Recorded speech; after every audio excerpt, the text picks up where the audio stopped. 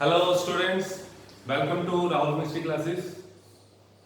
आज हमारा fourth lecture है सरफेस मिस्ट्री का और हमारा फर्स्ट पार्ट इसका खत्म हो जाएगा। फिर सेकंड पार्ट शुरू होएगा जो मैंने आपको बताया था। कौन सा था?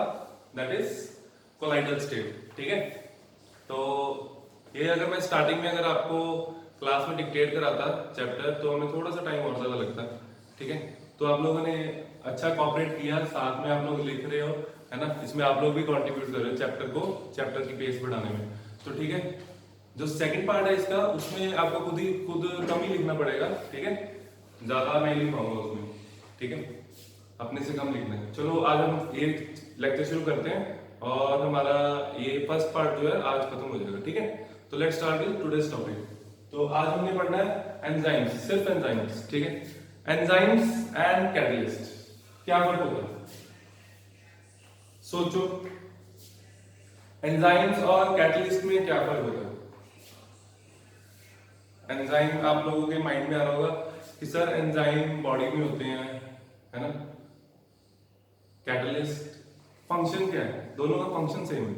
ठीक है, कैटलिस्ट का फंक्शन भी सेम होता है, एंजाइम का फंक्शन भी सेम होता है। ठीक है, लेकिन दोनों में थोड़ा सा फर्क होता है। ठीक है, कैटलिस्ट हम यूज करते हैं फॉर केमिकल रिएक्शंस। ठीक है, और जो एंजाइम होता है वो हम यूज करते हैं फॉर बायोलॉजिकल रिएक्शंस ओनली। ठीक है, क्लियर। तो बायोलॉजिकल प्रोसेसेस को फास्ट करने के लिए जो हम कैटलिस्ट यूज करते हैं, कैटलिस्ट ही बोलूंगा मैं, ठीक है, उसको हम क्या बोलते हैं? एंजाइम। ठीक है, the substance used to enhance biological activities, ठीक है, उसको हम क्या बोलेंगे? एंजाइम। क्लियर। तो write down definition of enzyme. Heading लिखो पहले, एंजाइम कैटलिसिस। Enzyme catalysis.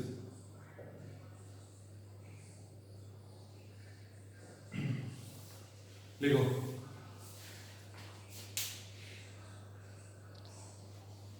लिखो, enzymes are biological catalysts. Enzymes are biological catalysts produced by living cells.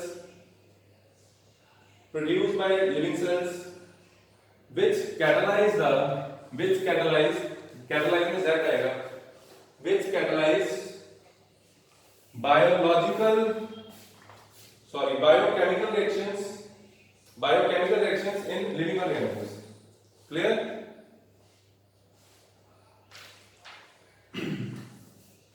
Next time में लिखो, केमिकली एंजाइम्स होते क्या हैं? ठीक है, केमिकल फॉर्मूला क्या है उनका, कैसे बनते हैं? ठीक है, write down. Chemically all enzymes are proteins और इनका मोलर मास बहुत ज्यादा हाई होता है। ठीक है, all enzymes are proteins with molar mass ranging from 15,000 to 10,000, यानी कि 1 million. 15,000 to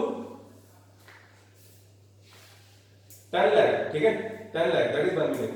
10 lakh gram per mole. ठीक है, अब देखो एंजाइम्स हमारी बॉडी के लिए कितने ज्यादा जरूरी है। अगर मैं एक बाइट खाता हूं, है ना, एक ह्यूमन अगर एक बाइट खाता है और उसकी जो बॉडी है एंजाइम प्रोड्यूस नहीं कर रही, तो it will take years to digest it. ठीक है, तो बहुत ज्यादा टाइम लगेगा। तो इसलिए एंजाइम देखो, इसके एंजाइम की कैरेक्टरिस्टिक्स आगे पढ़ेंगे, क्या आएगा उसमें। थोड़ा सा एंजाइम बहुत ज्यादा इफेक्टिव होता है, स्मॉल अमाउंट में इफेक्टिव होता है और हाईली एफिशिएंट है। ठीक है, और जो रेट ऑफ रिएक्शन को है वो थाउजेंड्स टाइम्स इंक्रीज करता है। क्लियर। तो आगे लिखते हैं, आगे एग्जांपल्स करते हैं। Write down some common examples of, ये मैं आपको एग्जांपल्स समझानी है साथ साथ में, इसमें बोर्ड पे लिखवा रहा हूं, आप लोग खुद भी लिख सकते हो। ठीक है, मैं आपको सारे एग्जांपल साथ साथ समझाऊंगा। ठीक है, write down some common examples of enzyme catalysis reactions are, some common examples of enzyme catalysis reactions are. First देखो, ग्लूकोज आपने कन्वर्ट किया होगा अल्कोहल में। ठीक है, फर्स्ट देखो, conversion of glucose into ethanol, conversion of glucose into ethanol by zymase. First example, glucose C6H12O6। ठीक है, इसको किसमें कन्वर्ट करना है? जाइमेस में। इसको सॉरी अल्कोहल में with the help of zymase as a enzyme. ठीक है, इथेनॉल बन जाएगा। इथेनॉल भी पानी में डिसॉल्व होता है, ग्लूकोज भी पानी में डिसॉल्व होता है, तो यहां पे मैं एक्वस लिख रहा हूं। ठीक है, और क्या बचा? दो कार्बन बचे हमारे पास, ठीक है। ऑक्सीजन कितने बचे? 2 2 4, ठीक है। 6 है ना हमारे पास, 6 ऑक्सीजन है, 2 ऑक्सीजन यहाँ पे है, क्या बचा? CO2 2 CO2 gas. तो इसमें ये एंजाइम जाइमेज, इसका ना बच्चे रिएक्शंस ऐसे लिखने के बाद नीचे टेबल बना हुआ है, वो भी निकाल लेना, आपकी प्रैक्टिस हो जाएगी, ठीक है। मैं देखता हूँ कौन कौन मेरे को टेबल बना के भेजेगा, ठीक है। ये तो आप लिखोगे, क्लियर। चलो सेकंड एग्जांपल, यूरिया। यूरिया से यूरिया में यूरेस,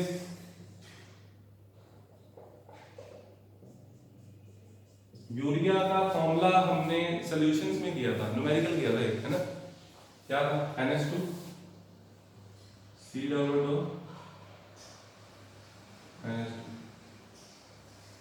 यूरेस, ठीक है। अमोनिया बन जाएगा इससे, in the presence of water ammonia, ammonia का फॉर्मूला NH3, ठीक है। साथ में क्या बचा? ऐसे निकल के CO2 बचा, CO2, ठीक है बच्चे। ये थी हमारी सेकंड एग्जांपल। थर्ड एग्जांपल, ये दो एग्जांपल नोट कर लो, मैं कर रहा हूं, ठीक है। Now come two example number 3, ठीक है। एग्जांपल नंबर 3 जो है हमारे पास, दैट इज वेरी इंपॉर्टेंट, ये आपको बायोमॉलिक्यूल्स में दोबारा आएगा, ठीक है। स्टार्च को हम तोड़ के क्या बना सकते हैं? स्टार्च को तोड़ के माल्टोस बना सकते हैं ना, और माल्टोस फर्दर क्या बन जाता है? माल्टोस में क्या होता है? ग्लूकोज, ठीक है। चलो देखो, write down. Third, hydrolysis of starch into maltose by diastase starch C6H10O5 and starch ना बेसिकली दो कंपोनेंट से मिलके बनता है, अमाइलोस एंड अमाइलोपेक्टिन, ठीक है। ये सारा हमारा डिटेल में आएगा बायोमॉलिक्यूल्स चैप्टर में, तब करेंगे। अभी हम स्टार्च, ठीक है, इसको अब लोग स्टार्च ही बोलो।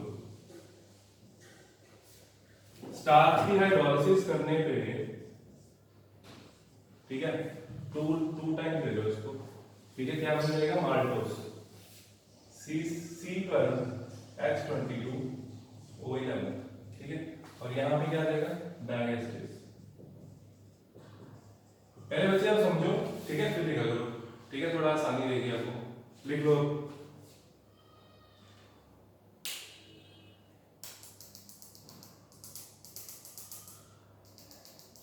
नेक्स्ट लिखो fourth example, conversion of maltose into glucose by maltase. Maltose further मैंने अभी बताया था, है ना। अगर अच्छे से सुन रहे हो, ठीक है, तो आपको पता लग रहा होगा कि मैं पहले अभी आपको मैंने बताया था माल्टोस फर्दर किसमें कन्वर्ट हो जाता है? ग्लूकोज, है ना। C12H22O11 प्लस सिंगल H2O, इसमें सिंगल H2O लेना है ना। माल्टोस में माल्टेस, उसके नाम से एंजाइम का नाम दिया हुआ, ठीक है। क्या बन गया? कितने ग्लूकोज बनेंगे? 2 C6H12O6, ठीक है। ये क्या है? Glucose, clear. ग्लूकोज और फ्रक्टोज का फॉर्मूला सेम होता है, ठीक है। ग्लूकोज में एल्डिहाइड ग्रुप होता है उसमें, और फ्रक्टोज में कीटोनिक ग्रुप होता है, ठीक है। धीरे धीरे ये चीजें अपने दिमाग में डालना शुरू करो, हमारे बायोमॉलिक्यूल्स आएगा, आपको आसानी होगी, ठीक है। चलो हम लोग नोट कर लेना। नेक्स्ट, हाइड्रोलिसिस करनी सुक्रोज की। सुक्रोज का फॉर्मूला सेम होता है, इसलिए मैं यहाँ पे माल्टोस लिख देता हूँ। सुक्रोज ये होता है C12H22O11, ये मैं ले रहा हूँ सुक्रोज, ठीक है। सुक्रोज की जब हम हाइड्रोलिसिस करेंगे क्या बनेगा? Sucrose upon hydrolysis is glucose and fructose, C6H12O6 plus C6H12O6। इसीलिए मैंने अभी आपको बताया था, इसमें जो एंजाइम रहते हैं उसको बोलते हैं इन्वर्टेज, ठीक है बच्चे। सुक्रोज, ठीक है, यहाँ पे ये ग्लूकोज, ये फ्रक्टोज, इसको ग्लूकोज लिखो, इसको फ्रक्टोज लिखो, इसको फ्रक्टोज लिखो, इसको ग्लूकोज लिखो, कोई फर्क नहीं है, लेकिन इनके स्ट्रक्चर में फर्क है, ठीक है। मैं इधर ग्लूकोज लिख रहा हूं, ठीक है, और इधर फ्रक्टोज लिख रहा हूं, ठीक है बच्चे। इनके स्ट्रक्चर में फर्क होता है, वो हम करेंगे बायोमॉलिक्यूल्स चैप्टर में, ठीक है। चलिए आगे, ये आप लोग नोट कर लो। सारा नोट कर लो, ठीक है। उसको अगले एग्जांपल से करते हैं।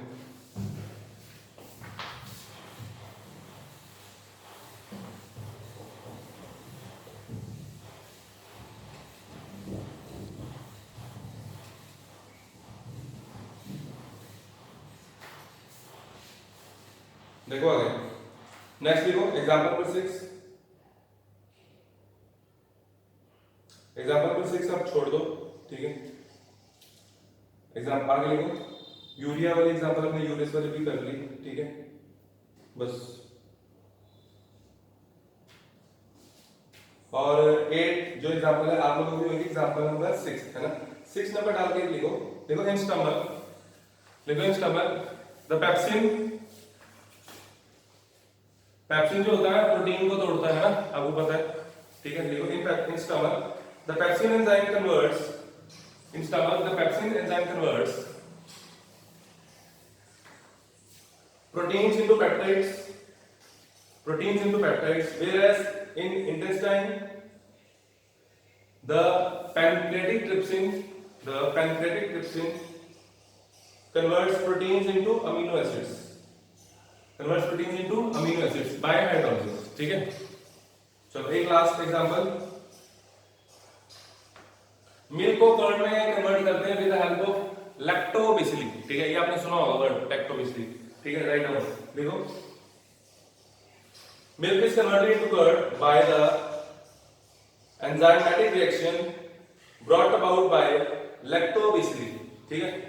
lactobacilli, ठीक है। चलो, और ये बच्चे टेबल आपको पता है बनाना है, मैंने बता दिया।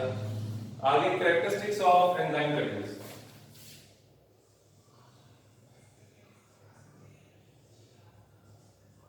characteristics of enzyme catalyst। Simple है, कुछ नहीं है इसमें, ठीक है। हाईली एफिशिएंट होता है, पहला point highly efficient, small quantities में चाहिए। सेकंड पॉइंट, एक पर्टिकुलर टेम्परेचर पे काम करेगा, ठीक है। जैसे कोरोना वायरस का टेम्परेचर के साथ क्या है लिंक है वो हमें पता नहीं है, लेकिन एंजाइम्स का टेम्परेचर के साथ लिंक होता है, ठीक है। जो बैक्टीरिया होते हैं इनका टेम्परेचर के साथ लिंक होता है, ठीक है। और नेक्स्ट हमारे पास पीएच, ठीक है। पीएच के साथ भी एक प्रॉपर लिंक होगा, हमारी बॉडी का एक पर्टिकुलर पीएच है और ये एक पर्टिकुलर पीएच पे ही काम करेगा, ठीक है। आया बस, तो 4 पॉइंट हमने डिस्कस किए और फिफ्थ पॉइंट है स्पेसिफिसिटी, ठीक है। चलो फर्स्ट पॉइंट लिखो, ये आपको बच्चे खुद ही लिखना है, हाई एफिशिएंसी, ठीक है। मैम ने आपको बिल्कुल समझाना है हाई एफिशिएंसी, ठीक है। हाई एफिशिएंसी का मतलब रेट ऑफ रिएक्शन को थाउजेंड्स टाइम्स, ठीक है, 10 टाइम्स पे बढ़ा देता है, क्लियर।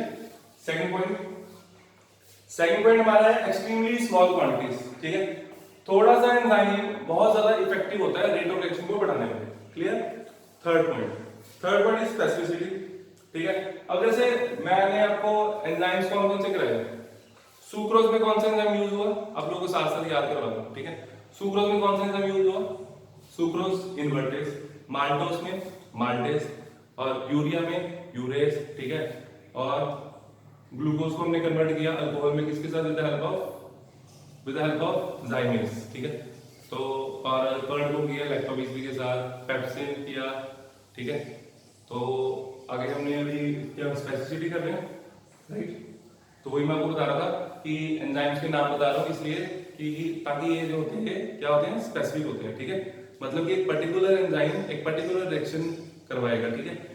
ऐसा नहीं है, बाकी थाउजेंड्स ऑफ एंजाइम्स हमारे पास है, लेकिन for a particular reaction enzyme क्या होगा, फिक्स होगा कि यही एंजाइम काम आएगा, ठीक है, क्लियर।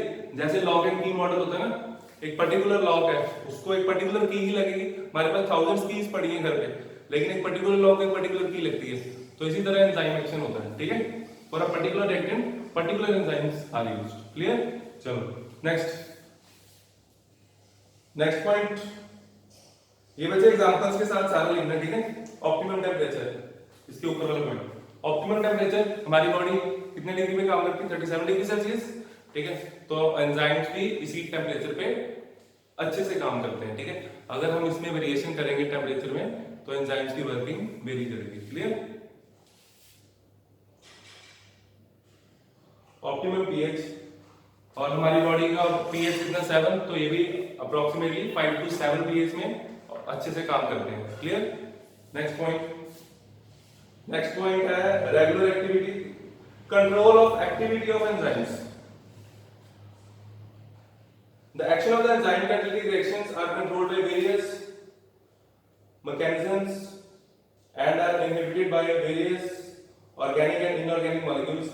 ये जो पॉइंट यहाँ पे है ना बच्चे 6 पॉइंट, ये 8.8 और 6 पॉइंट सेम है, दोनों में से एक लिख लेना। ठीक है, मैं आपको समझा रहा हूँ। ठीक है, आप लोगों ने उसमें पढ़ा कैटलिस्ट में एक्टिविटी क्या होती है ना?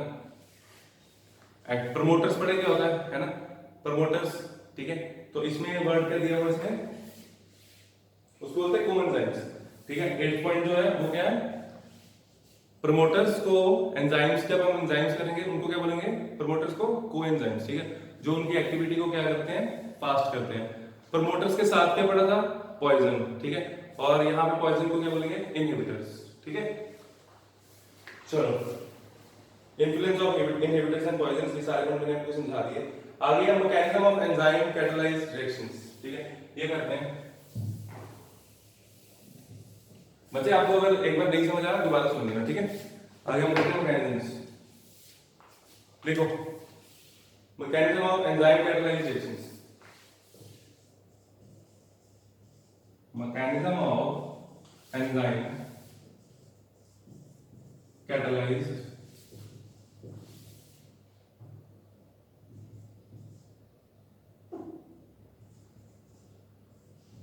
Reaction.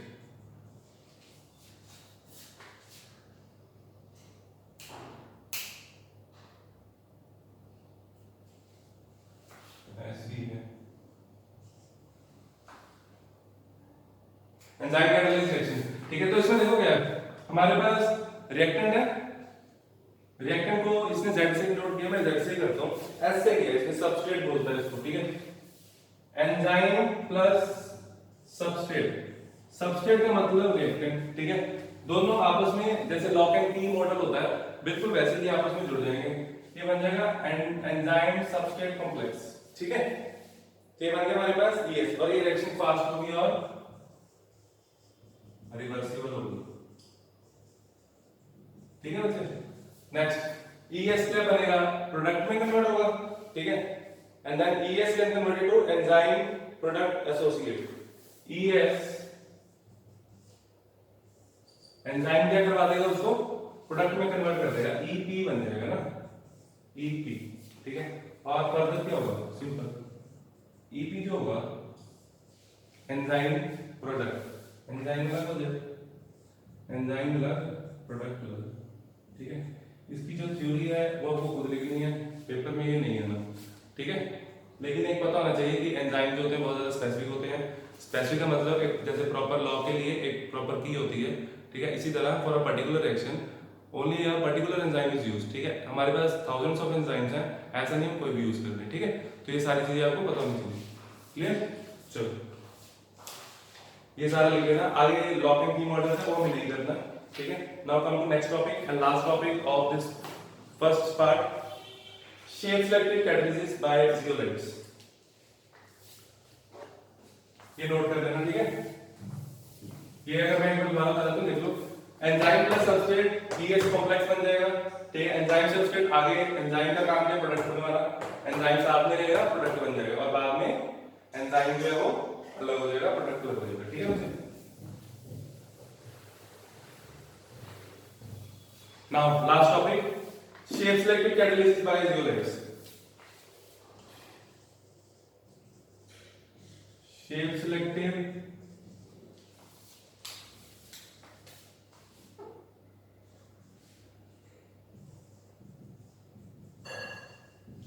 Shape selective catalysis by zeolites. ठीक है बच्चे, देखो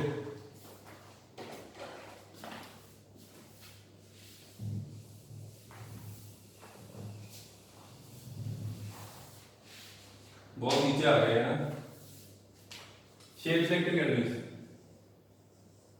नाम से पता लग रहा है कैटलिस्ट है, शेप सेलेक्टिव कैटालिस्ट। ठीक है, क्या बोलते हैं उसको, जियोलाइट। ठीक है, तो जैसे मैंने आपको बताया कि पर्टिकुलर लॉ के लिए पर्टिकुलर की होती है, इसी तरह एक एंजाइम हमारे पास है जियोलाइट, ठीक है, तो वो भी ऐसे ही होता है, एक पर्टिकुलर शेप का होता है और पर्टिकुलर रिएक्शन के लिए यूज करते हैं। क्लियर? लिखो देखो the catalytic reactions which depend upon the catalytic reactions which depend upon the pore structure of the catalyst and the size of the reactant and product molecules is called shape selective catalysis. Full stop के बाद लिखो zeolites are good shape selective catalysis because of their honeycomb like structure, ठीक है। और ये जो बच्चे zeolites होते हैं पेट्रोलियम इंडस्ट्री में यूज होते हैं, ठीक है। थोड़े बहुत इसके मैं आपको यूजेस बता देता हूँ और एक आधा एंजाइम करते हैं जो पेपर में आता है, ठीक है। नेक्स्ट पैराग्राफ में आगे लिखो these are used in petrochemical industries for cracking of hydrocarbons and isomerization.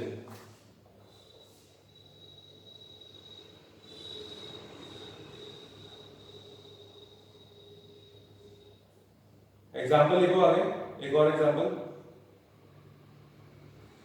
Zeolite catalyst known as ZSM5, इसको ऐसे ही याद रखो, एक नंबर में आता है, ठीक है। ये S है, ये 5 है। Zeolite catalyst known as ZSM5 converts alcohols to gasoline, ठीक है। गैसोलीन क्या होता है मैंने आपको बताया एक लेक्चर में, ठीक है। गैसोलीन होता है पेट्रोल, ठीक है। पेट्रोल को क्या बोलते हैं? गैसोलीन। क्लियर? तो ये एग्जांपल लिखो,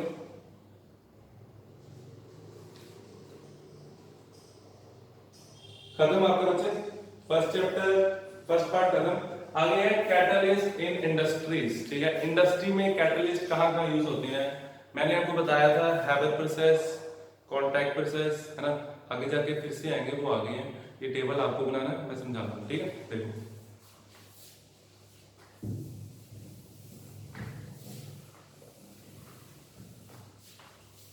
हैबर प्रोसेस तो डिटेल में कराई दिया था, है ना, वो आप लोग दोबारा देख लेना। ओस्टर प्रोसेस हमें अभी करना नहीं है, क्योंकि ओस्टर प्रोसेस में क्या है कि ओस्टर प्रोसेस 15 ग्रुप का, ठीक है। 15 ग्रुप आपको लास्ट ईयर था +1 में, वो हम नहीं करेंगे, हम करेंगे कॉन्टैक्ट प्रोसेस, ठीक है। राइट और थर्ड समझ लो, ठीक है। फिर इसका टेबल बना लेना। Clear? Contact process for manufacture of sulphuric acid, SO2 से SO3 बनता है, 2SO2 गैस प्लस O2 क्या बनता है? B2O5 के करंट में क्या बन जाता है? SO3। ये रिएक्शन हमने की थी, है ना। प्लैटिनम एस्बेस्टोस ले सकते हैं साथ में, और फिर फर्दर हम इसको रिएक्ट करवाएंगे, ओलियम बनाएंगे। SO3 फर्दर रिएक्ट होता है, SO3 gas further reacts with H2SO4, ये बच्चे पी ब्लॉक में आएगा, पी ब्लॉक, ठीक है। सल्फर कौन से ग्रुप का एलिमेंट है? 16 ग्रुप, ठीक है। 16 ग्रुप में ये रिपीट होगा, तब और डिटेल में करेंगे, अभी मैं थोड़ा सा बता रहा हूं, ठीक है। सल्फ्यूरिक एसिड की प्रिपरेशन रिएक्शन, लेकिन सल्फ्यूरिक एसिड हम यूज करते हैं इसमें, पहले बनाते हैं ओलियम, H2H2O7, ठीक है, एक्वस, ये बन गया, इसको बोलते हैं ओलियम, ठीक है। ओलियम हमारे पास बन गया, हम इसको प्रिजर्व कर लेंगे, रख लेंगे, ठीक है। फिर हमें जितना भी H2SO4 चाहिए होगा, हम इसमें थोड़ा सा ये डालेंगे, बाकी पानी डाल देंगे, ठीक है। H2O7, ठीक है। अब आपकी मर्जी है, आपने वाटर कितना डालना है, ठीक है। वाटर डालोगे सल्फ्यूरिक एसिड बन जाएगा 2H2SO4। क्लियर है? इसमें कैटलिस्ट बस फर्स्ट रिएक्शन में ही है, उसमें टेंपरेचर है 573, 773, 573, 773। इसमें सरफेस केमिस्ट्री के लिए आपको सिर्फ पहली रिएक्शन करनी है एक्चुअल में, ठीक है। ये रिएक्शन हमें नहीं करनी है अभी, ठीक है, हम इसे यही करना है। क्लियर? तो ये आप लिखोगे और धीरे धीरे हम ये याद रखोगे। क्लियर बच्चे? ये था आपका आज का लेक्चर, ठीक है। लेक्चर 5 से जो है ये टॉपिक, ये चैप्टर थोड़ा सा आगे बढ़ेगा और थोड़े अच्छे टॉपिक्स आने वाले हैं, ठीक है, समझने वाले टॉपिक्स। ये यहाँ तक तो इजी था चैप्टर, ठीक है। और अपने नोट्स टाइम टू टाइम कर लिया करो, एक प्रॉपर रूटीन में रहो, ठीक है। Okay bye, all the best.